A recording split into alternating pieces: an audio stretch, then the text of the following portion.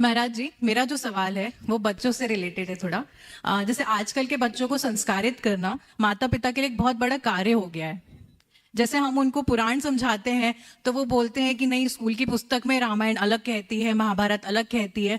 तो उसमें बच्चों को कैसे समझाएं और सामंजस्य कैसे बिठाएं, क्योंकि स्कूल में भी वो गलत नहीं बोल सकते और वो बोलते हैं तो फिर बाकी लोग उनको नकार देते हैं। तो ऐसे में क्या देखो, करें? बहुत अच्छा सवाल है और इस बात को बहुत ही मनोवैज्ञानिक, तार्किक और व्यवहारिक तरीके से समझाना चाहिए। सबसे पहले बच्चों के मन में एक बात बिठाना चाहिए कि भारत में अनेक धर्म हैं और अनेक धर्म को मानने वाले अलग अलग लोग। हर धर्मों में जैसी उनकी मान्यता, उनने महापुरुषों को उसी तरीके से प्रस्तुत किया। उनसे बोलो कि जो स्कूल में हमें पढ़ाया जाता है, टेक्स्ट बुक में जो आता है, वह सब बहुसंख्यक लोगों की मान्यता को ध्यान में रखकर किया जाता है। उनसे बोलो कि तुमने जो पढ़ा उसको पढ़ा, ठीक है, उसकी अच्छाई बुराई की बात अभी हम तुमसे नहीं करते। तुम जैन धर्म की बात को सुनो और समझो। जैन धर्म में आत्मा में ही परमात्मा बोला, अप्पासो परमात्मा, आत्मा को ही परमात्मा कहा है। बेसिक जो फंडामेंटल है वो उन्हें समझाई, आत्मा क्या है, परमात्मा क्या है। और उन्हें बोले कि जैन धर्म में जो बातें हैं पूरी तरह मानवीय हिसाब से बोले। तुमने उन पुराणों में जो बातें आई उनको पढ़ा, अब जैन पुराणों में पढ़ो और देखो ये कितना सटीक बैठता है। ये मानवीय रूप में जैन धर्म के अनुसार रावण राक्षस नहीं था, राक्षस वंशी था। वो राक्षस होता तो उसकी स्त्रियां इतनी सुंदर कैसे होती।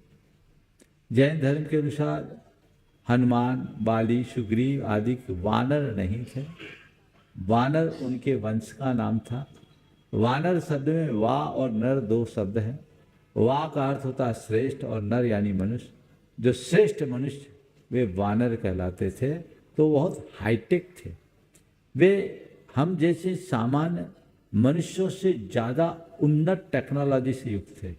वे विद्याधर थे, उनके पास विद्याओं का बल था और उस विद्या के बल पर वे अपने सभी कठिन कार्यों को भी सरल बना देते। तो उनको ये बताओ कि वो तद्भव मोक्षगामी थे। अगर वो वानर होते तो उनकी स्त्रियां मनुष्य के रूप में क्यों? उन्हें ये बताओ, हमें किसी भी धर्म और किसी परंपरा की बात पर कटाक्ष करना उचित नहीं, लेकिन हमें समझना है कि हमारे धर्म में जो बातें बताई गई है वो किस दृष्टि से बताई गई है। तो अच्छा है, उसको स्वीकार करो। फिर ऐसे बच्चों को एक बात सुनाओ। जैन जगत में एक महान साधक हुए गणेश प्रसाद जी बन्नी, आपने नाम सुना?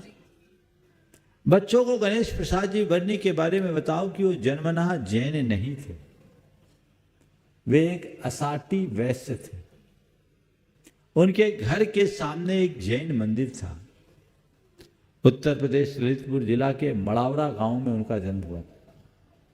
घर के ठीक सामने जैन मंदिर था। जैन मंदिर में पद्म पुराण पढ़ा जाता था, जो जैन रामायण है। जैन धर्म में श्री राम का एक नाम पद्म था।